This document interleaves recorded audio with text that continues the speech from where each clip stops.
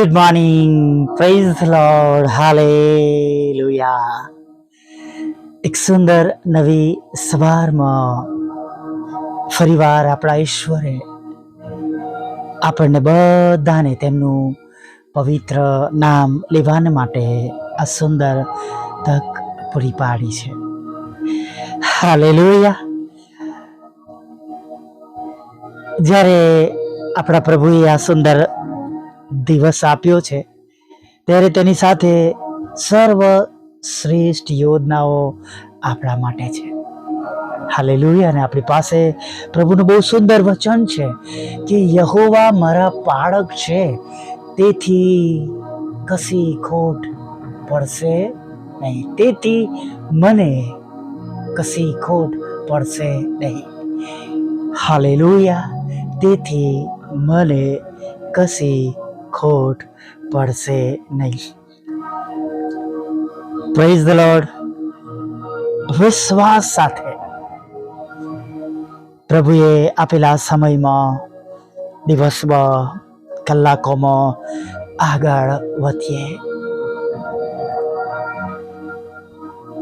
અને જુઓ, તમે અને હું એ જ વિશ્વાસ સાથે આગળ વધીશું તો પ્રભુ સફળ કર્યા વગર પણ રહેવાના નથી.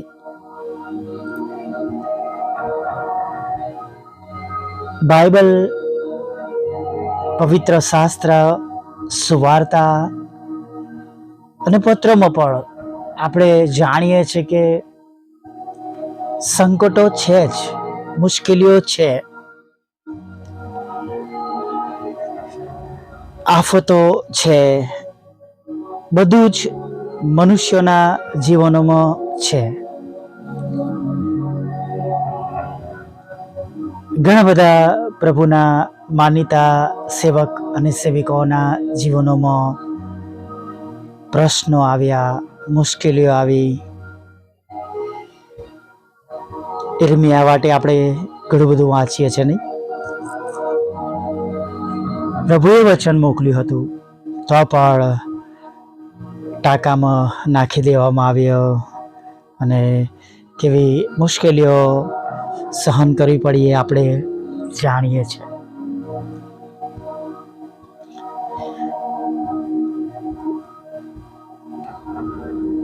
અને માટે જ્યારે મુશ્કેલીઓ હોય, દુઃખો હોય, તકલીફો હોય, ત્યારે ખાસ આપણે પ્રભુ જ્યારે હોળીમાં હતા એ પ્રસંગને હંમેશા યાદ રાખીએ. હાલેલુયા. ખ્રિસ્તી જીવન એ સહેલું નથી, એ બાબત પણ દર્શાવે છે. પ્રભુ ઈસુ તેઓની સાથે હતા જ. Praise the lord. જેમ કાના ગામમાં તેમણે પાણીનો દ્રાક્ષારસ બનાવીને પોતાનો મહિમા દેખાડ્યો, એમ અહીં પણ માણસો ત્યાં હોળીમાં કે છે અચરજ થઈ ગયા, આ તે કોણ છે?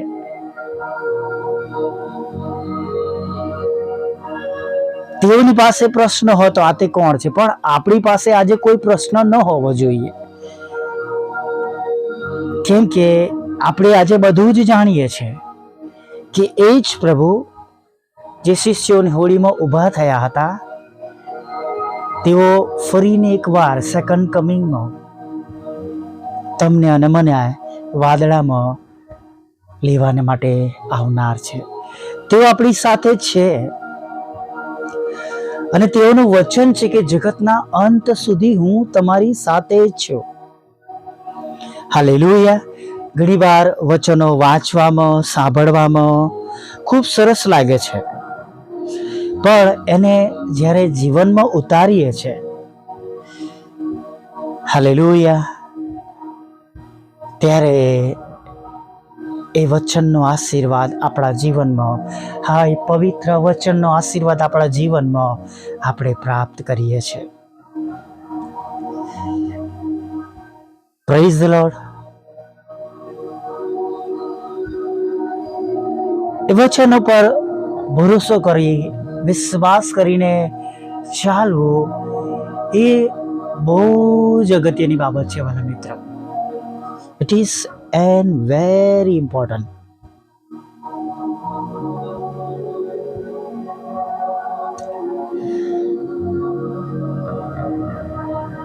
અને હું ઘણી વાર કહું છું કે જો શંકા રાખીશું તો કંઈ પણ પ્રાપ્ત કરીશું નહીં. કડવી વાત છે, પણ વચન પણ કહે છે, બે મનવાળા ઉડતા ફોતરા જેવા છે અને તેઓ હતા ન હતા થઈ જશે. પ્રભુ આપણી પાસે શું માંગે છે? પ્રભુ શું કહેવા માંગે છે આપણને? એના વિશે વિચાર કરીએ. કેટલો વિશ્વાસની આપણને જરૂર છે? તો કે છે રાઈના દાણા જેટલો. તો શું આજે સવારમાં પિતાના વહાલા પુત્રના લોહીમાં તમે જેઓ ખરીદાયેલા છે, જેઓએ ઘણા વર્ષોથી તેમનો મહિમા જોયો છે, તો આજની સવારમાં એ વિશ્વાસ સાથે આપણે આગળ નહીં વધી શકીએ? રાઈના દાણા જેટલો વિશ્વાસ રાખીને શું આગળ નહીં વધી શકીએ? અને તમે કહો છો કે હા, વધી શકીશું, તો સર્વ એ નકારાત્મક વિચારોને,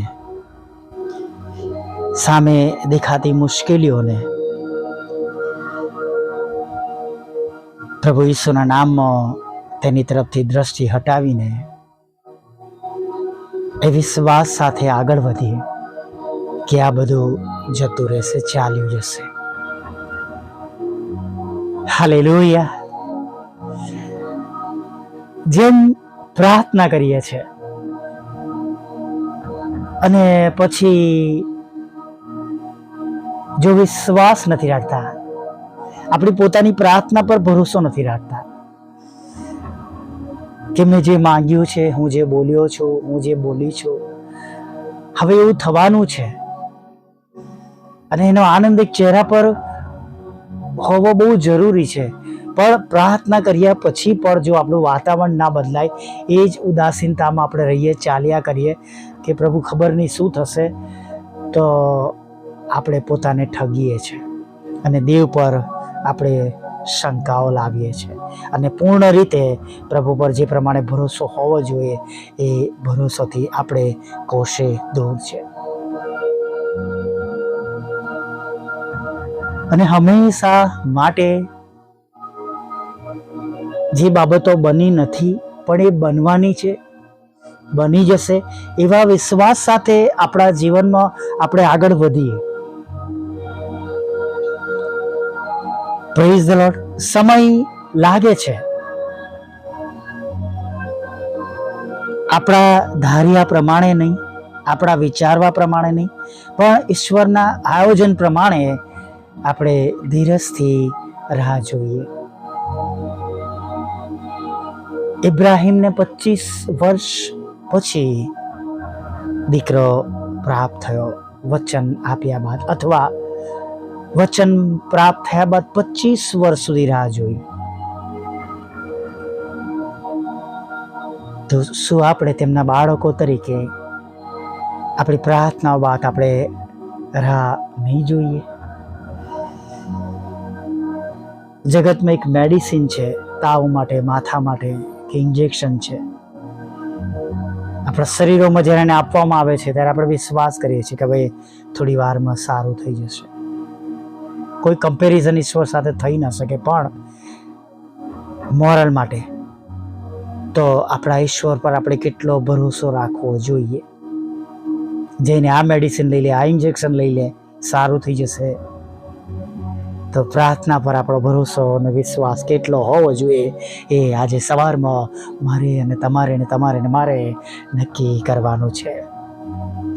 પ્રેઝ ધ લોર્ડ. આવો એક નાની પ્રાર્થના સાથે આપણે આગળ વધીએ. ભલા પ્રભુ, અમે તમારી સ્તુતિ કરીએ છીએ અને અમે તમારો પુષ્કળ આભાર માનીએ છીએ આજે સવારમાં તમારું પવિત્ર રોડું નામ લેવાના માટે અમને આ સુંદર દિવસ તમે પૂરો પાડ્યો છે. અને આ દિવસને માટે અમે તમારો આભાર માનીએ છીએ. આ સમયને માટે અમે તમારો આભાર માનીએ છીએ. અને પ્રભુ, આભાર માનતા વિશ્વાસ સાથે આગળ વધતા આજના દિવસમાં અમારી બધી જ બાબતોને અમે તમારા હાથમાં સોંપી દઈએ છીએ. ને પ્રભુ, અમે તમને વિનંતી કરીએ છીએ, અમારો વિશ્વાસ મજબૂત કરજો, અમારો વિશ્વાસ વધારજો. જે તે બાબતોમાં અમે વિશ્વાસ રાખ્યો છે એ પ્રમાણે અમે જોઈ શકીએ, અમે જોવાના છે. અને જોઈને અમે ઘણા બધા લોકોને માટે સાક્ષી રૂપ અને નમૂનો રૂપ બનીએ પ્રભુ, એવું તમે થવા દેજો પ્રભુ. પ્રભુ, જેઓ આ સંગતમાં છે, સાંભળી રહ્યા છે, વિશ્વાસ કરી રહ્યા છે, એ સર્વ લોકોને માટે પ્રાર્થના કરીએ છીએ. તમારી મોટી દયા, કૃપા, કરુણા તમે તેઓના પર થવા દો પ્રભુ.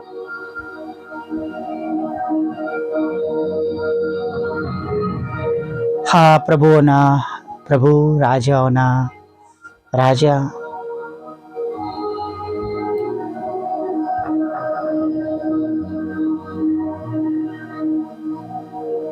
અત્યારે જ્યારે અમે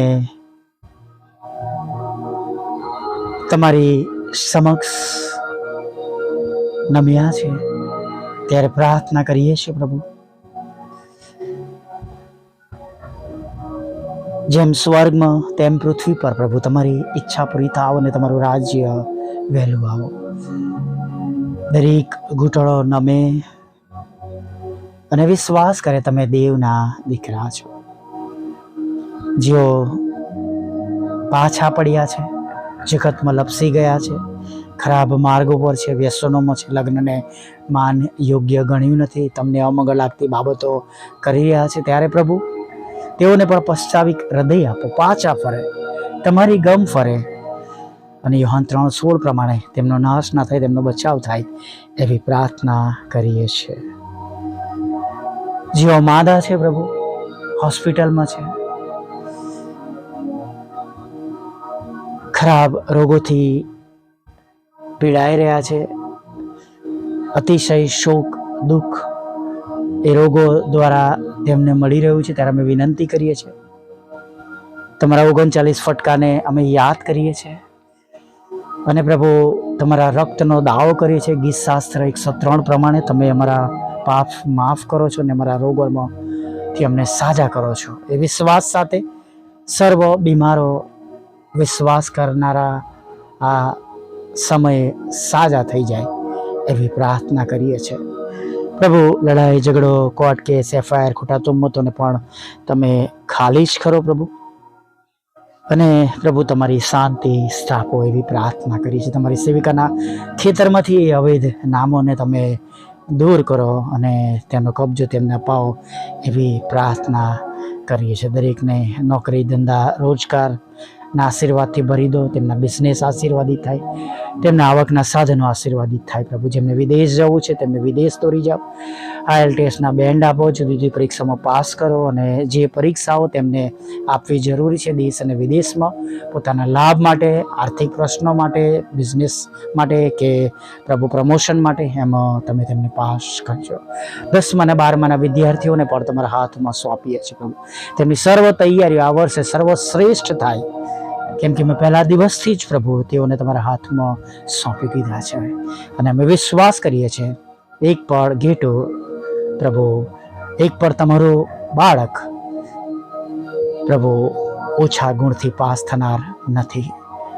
હા પ્રભુ, લગ્નનો આશીર્વાદ આપજો, બાળક ધનનો આશીર્વાદ આપજો. તમારા એક સેવક અને સેવિકાનો પ્રભુ, તમારા એક સેવક અને સેવિકાનું પ્રભુ મકાન વેચવાનું છે, ઘણો સમય થઈ ગયો પ્રભુ, તેના લીધે ખેદ છે, ત્યારે અમે તમે વિનંતી કરીએ છીએ મકાનો વેચાય. લોનનો આશીર્વાદ આપો, નાણાંનો આશીર્વાદ આપો પ્રભુ પિતા. અને ખાસ વિધુરો વિધવા બહેનો અનાથો મનબુદ્ધના લોકો માનસિક રોગી વિકલાંગોની સાથે દરેકની સેવાઓને આશીર્વાદિત કરો. જેમને સતાવવામાં આવી રહ્યા છે ત્યાં પ્રભુ તમારું રક્ષણ આપો પ્રભુ પિતા, અને મારા સતાવનારાના મનને તમે બદલો પ્રભુ. મારા બધાના બંધ દરવાજા ખુલ્લા કરો, આશીર્વાદના દરવાજા પ્રભુ ખુલ્લા કરો. આર્થિક પ્રભુ જે સહાય બંધ થઈ છે પ્રભુ, એના હાથોને પ્રભુ મેં વિનંતી કરી છે, એવા હાથો ફરીને એકવાર પ્રભુ તમે મોકલી આપો પ્રભુ પિતા, મદદગાર મોકલો પ્રભુ પિતા. અને પ્રભુ મિનિસ્ટ્રીને લગતી સર્વ પ્રકારની જરૂરિયાતો પૂરી પાડવામાં આવે પ્રભુ પિતા. તમારા દ્વારા એવા નવા નવા રસ્તાઓ તમે પૂરા પાડજો. આજે ઘણા બધા આત્મા બધા ભેગા થઈને જીતી શકીએ. વોટ્સઅપ, ફેસબુક, યુટ્યુબની અમારી સેવાઓ દ્વારા પ્રભુ, રોજના રેકોર્ડિંગ દ્વારા, બુધવાર શુક્રવારની સંગતો દ્વારા એવું તમે થવા દેજો. એક છેલ્લી બાબત પ્રભુ તમારી પાસે માંગી છે વર્ષની અંદર પ્રભુ, અને એ પણ તમે પૂરી પાડો એવી પ્રાર્થના કરી છે. દિવસ દરમિયાન ખોરાક, વસ્ત્ર, અન્ન પાણી આપજો, પાપોની ક્ષમા કરજો, તમારી પવિત્ર હાજરી અમારી સાથે રાખજો, અને સાંજે આભાર માન માટે તેલી લેવું માગતા પ્રભુ ઈસુ માટલું સાંભળો દેવ બાપ માન્ય કરજો. આમીન, આમીન, આમીન.